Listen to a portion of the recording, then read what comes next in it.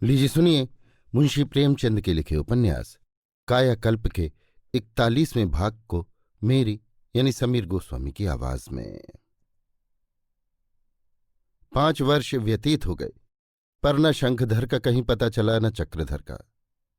राजा विशाल सिंह ने दया और धर्म को तिलांजलि दे दी है और खूब दिल खोलकर अत्याचार कर रहे हैं। दया और धर्म से जो कुछ होता है उसका अनुभव करके अब वो ये अनुभव करना चाहते हैं कि अधर्म और अविचार से क्या होता है। रियासत में धर्मार्थ जितने काम होते थे वे सब बंद कर दिए गए हैं। मंदिरों में दिया नहीं जलता, साधु संत द्वार से खड़े खड़े निकाल दिए जाते हैं और प्रजा पर नाना प्रकार के अत्याचार किए जा रहे हैं। उनकी फरियाद कोई नहीं सुनता। राजा साहब को किसी पर दया नहीं आती। अब क्या रह गया है जिसके लिए वो धर्म का दामन पकड़े? वो किशोर अब कहाँ है जिसके दर्शन मात्र से हृदय में प्रकाश का उदय हो जाता था? वो जीवन और मृत्यु की सभी आशाओं का आधार कहाँ चला गया? कुछ पता नहीं।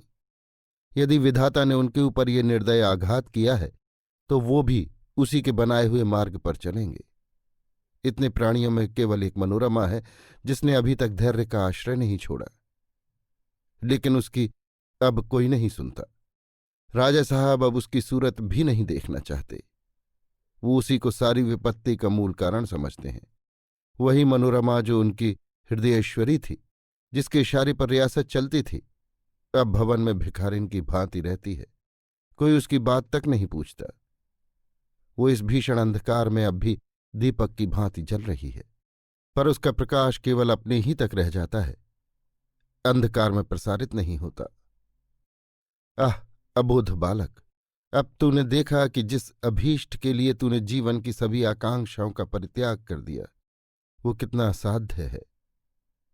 इस विशाल प्रदेश में जहां 30 करोड़ प्राणी बसते हैं तो एक प्राणी को कैसे खोज पाएगा?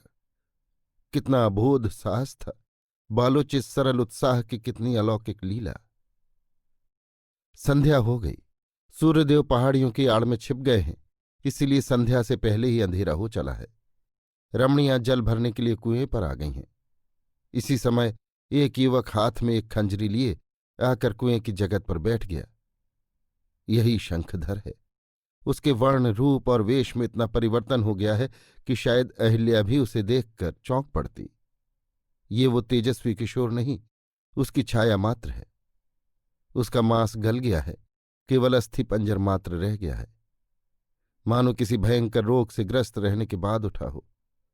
मानसिक ताप, वेदना और विषाद की उसके मुख पर एक ऐसी गहरी रेखा है कि मालूम होता है उसके प्राण अब निकलने के लिए अधीर हो रहे हैं। उसकी निस्तेज आंखों में आकांक्षा और प्रतीक्षा की झलक की जगह अब घोर नैराश्य प्रतिबिंबित हो रहा है। वो नैराश्य जिसका पारितोष नहीं, वो सजीव प्राणी नहीं, किसी अनाथ का रोदन या किसी वेदना की प्रतिध्वनि मात्र है। 5 वर्ष के कठोर जीवन संग्राम ने उसे इतना हताश कर दिया है कि कदाचित इस समय अपने उपास्य देव को सामने देखकर भी उसे अपनी आंखों पर विश्वास न आएगा। एक रमणी ने उसकी ओर देखकर पूछा, कहाँ से आते हो परदेशी? बीमार मालूम होते हो?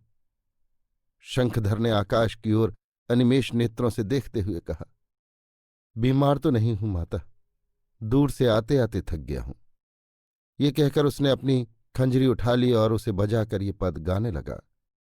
बहुत दिनों तक मौन मंत्र मन मंदिर में जपने के बाद पाऊंगी जब उन्हें प्रतीक्षा के तप में तपने के बाद, ले तब उन्हें अंक में नयनों के जल से नहलाऊंगी, सुमन चढ़ाकर प्रेम पुजारिन मैं उनकी कहलाऊंगी। ले अनुराग आरती उनकी तभी उतारूंगी सब प्रेम, स्नेह सुधा नैवेद्य रूप में सम्मुख रखूंगी कर प्रेम। ले लूंगी वरदान भक्ति वेदी पर बलि हो जाने पर, साध तभी मन की साधूंगी प्राणनाथ के आने पर। इस क्षीणकाय युवक के कंठ में इतना स्वर लालित, इतना विकल अनुराग था कि रमणियां चित्रवत खड़ी रह गई। कोई कुएं में कलसा डाले हुए उसे खींचना भूल गई, कोई कलसे से रस्सी फंदा लगाते हुए उसे कुएं में डालना भूल गई और कोई कूल्हे पर कलसा रखे आगे बढ़ना भूल गई। सभी मंत्रमुग्ध सी हो गईं। उनकी हृदय वीणा से भी वही अनुरक्त ध्वनि निकलने लगी। एक युवती ने पूछा, बाबा जी, अब तो बहुत देर हो गई, यहीं ठहर जाओ ना, आगे तो बहुत दूर तक कोई गांव नहीं है। शंखधर, आपकी इच्छा है माता, तो यहीं ठहर जाऊंगा। भला माताजी, यहां कोई महात्मा तो नहीं रहते? युवती, नहीं, यहां तो कोई साधु संत नहीं है, हाँ देवालय है। दूसरी रमणी, अभी कई दिन हुए एक महात्मा आकर टिके थे, पर वो साधुओं के वेश में न थे। वो यहां 1 महीने भर रहे। तुम एक दिन पहले यहां आ जाते तो उनके दर्शन हो जाते। एक वृद्धा बोली, साधु संत तो बहुत देखे, पर ऐसा उपकारी जीव नहीं देखा। तुम्हारा घर कहाँ है बेटा? शंखधर, क्या बताऊं माता, यों ही घूमता फिरता हूं। वृद्धा, अभी तुम्हारे माता पिता है ना बेटा? शंखधर, कुछ मालूम नहीं माता, पिताजी तो बहुत दिन हुए कहीं चले गए, मैं तब 2-3 वर्ष का था। माताजी का हाल नहीं मालूम। वृद्धा, तुम्हारे पिता क्यों चले गए? तुम्हारी माता से कोई झगड़ा हुआ था? शंखधर, नहीं माताजी, झगड़ा तो नहीं हुआ, गृहस्थी के माया मोह में नहीं पड़ना चाहते थे। वृद्धा, तो तुम्हें घर छोड़े कितने दिन हुए? शंखधर, 5 साल हो गए माता। पिताजी को खोजने निकल पड़ा था, पर अब तक कहीं पता नहीं चला। एक युवती ने अपनी सहेली के कंधे से मुंह छिपाकर कहा, इनका ब्याह तो हो गया होगा। सहेली ने कुछ उत्तर न दिया। वो शंखधर के मुंह की ओर ध्यान से देख रही थी। सहसा उसने वृद्धा से कहा, अम्मा, इनकी सूरत महात्मा से मिलती है कि नहीं? कुछ तुम्हें दिखाई देता है? वृद्धा, हाँ ने, कुछ कुछ मालूम तो होता है। शंखधर से, क्यों बेटा, तुम्हारे पिताजी की क्या अवस्था होगी? शंखधर, 40 वर्ष के लगभग होगी, और क्या? वृद्धा, आंखें खूब बड़ी बड़ी है। शंखधर, हाँ माताजी, उतनी बड़ी आंखें तो मैंने किसी की देखी ही नहीं। वृद्धा, लंबे लंबे गोरे आदमी हैं। शंखधर का हृदय धक धक करने लगा। बोला, हाँ माताजी, उनका रंग बहुत गोरा है। वृद्धा, अच्छा, दाहिनी ओर माथे पर किसी चोट का दाग है? शंखधर, हो सकता है माताजी, मैंने तो केवल उनका चित्र देखा है। मुझे तो वो 2 वर्ष का छोड़कर घर से निकल गए थे। वृद्धा, बेटा, जिन महात्मा की मैंने तुमसे चर्चा की है, उनकी सूरत तुमसे बहुत मिलती है।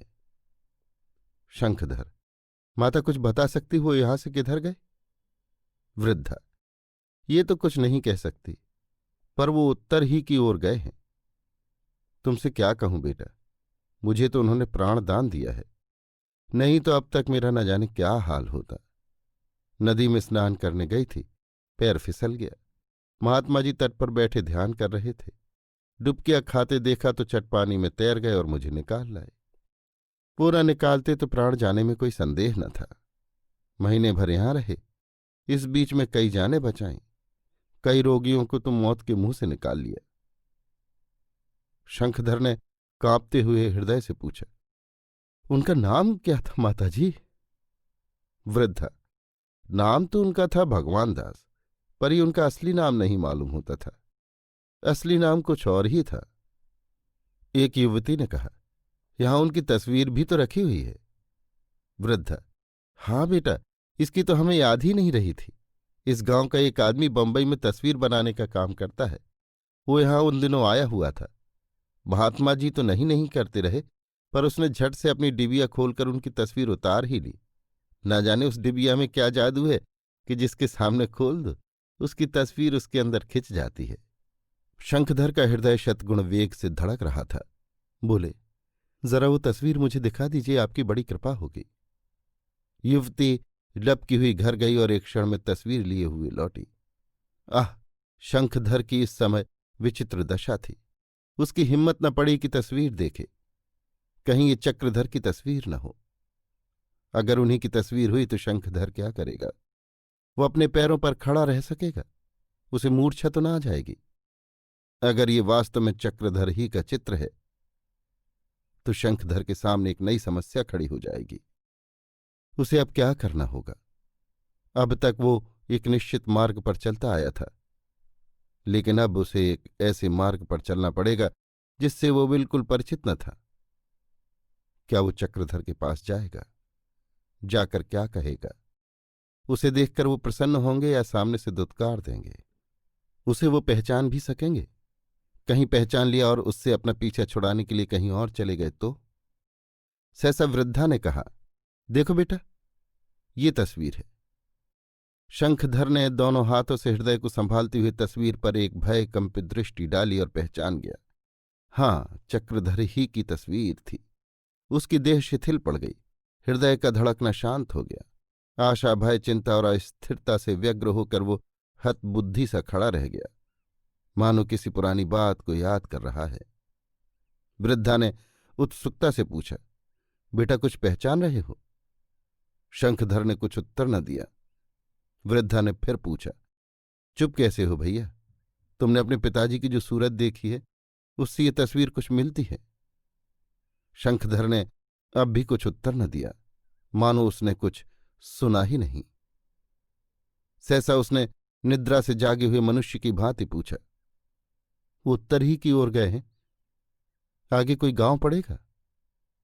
वृद्धा, हाँ बेटा, 5 कोस पर गांव है, भला सा उसका नाम है, हाँ, साईंगंज, साईंगंज। लेकिन आज तो तुम यहीं रहोगे? शंखधर ने केवल इतना कहा, नहीं माता, आज्ञा दीजिए, और खंजरी उठाकर चल खड़ा हुआ। युवतियां ठगी सी रह गईं। जब तक वो निगाहों से छिप न गया सबकी सब उसकी ओर टकटकी लगाए ताकती रहीं। लेकिन शंखधर ने एक बार भी पीछे फिरकर न देखा। सामने गगनचुंबी पर्वत अंधकार में विशालकाय राक्षस की भांति खड़ा था। शंखधर बड़ी तीव्र गति से पतली पगडंडी पर चला जा रहा था। उसने अपने आप को उसी पगडंडी पर छोड़ दिया है। वो कहाँ ले जाएगी वो नहीं जानता। हम भी इस जीवन रूपी पतली मिटी मिटी पगडंडी पर क्या उसी भांति तीव्र गति से दौड़े नहीं चले जा रहे हैं? क्या हमारे सामने उनसे भी ऊंचे अंधकार के पर्वत नहीं खड़े हैं? अभी आप सुन रहे थे मुंशी प्रेमचंद के लिखे उपन्यास कायाकल्प के 41वें भाग को मेरी यानी समीर गोस्वामी की आवाज में।